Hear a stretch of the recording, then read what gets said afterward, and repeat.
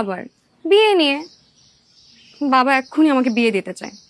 যেহেতু ভাইয়া কাউকে কিছু না বলে হুট করে আমেরিকায় বিয়ে করে ফেলেছে, সেহেতু তাদের ধারণা আমিও কাউকে কিছু না বলে চুরি করে বিয়ে করে ফেলবো। তাহলে তো ঠিক আছে, মানে এটা তো ভাবাটা খুবই স্বাভাবিক। কারণ তোর চেহারার মধ্যে একটা সমস্যা। কি সমস্যা? মানে তোর চেহারার মধ্যে না কেমন যেন একটা চোর চোর ভাব। আমার চেহারা যেই দেখে সেই পাগল হয়ে যায়, আর তুমি বলছো আমার চেহারার মধ্যে চোর চোর ভাব। আফসোস, হীরা চিনলা না। হয়েছে, বুঝছি, আপনি এক কঠিন হীরা। তো লু কোথায়? লু? আরে খালু। তুমি খালুকে লু কেন বলছো? কারণ তার মাথা অলওয়েজ লু হওয়ার মতো গরম থাকে, তাই।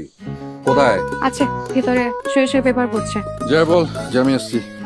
আচ্ছা, রবিন ভাই তুমি কেমন আছো? আমার গুরু ভালো আছে, তাই আমিও ভালো আছি। তোমরা ভিতরে গিয়ে বসো, আসো। বলা ভাই ডিপ্রেসড হয়ে শেষ, ডিপ্রেশনই তো চলতেছে সবার। ট্রেন্ড হয়ে গেছে। খালু কেমন আছেন?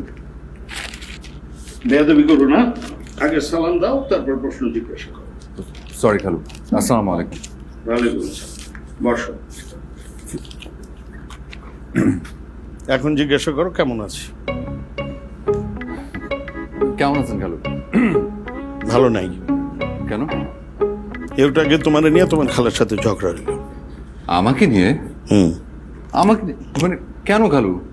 কারণ তোমার খালার ধারণা তুমি অসাধারণ মেধাবী এবং বিচক্ষণ একটা ছেলে। বলেন কি খালু? কিন্তু খালা তো সারাক্ষণ আমাকে বকাঝকার মধ্যে রাখে। ওইটা চরম আদর থেকে বকাঝকা করে তোমাকে।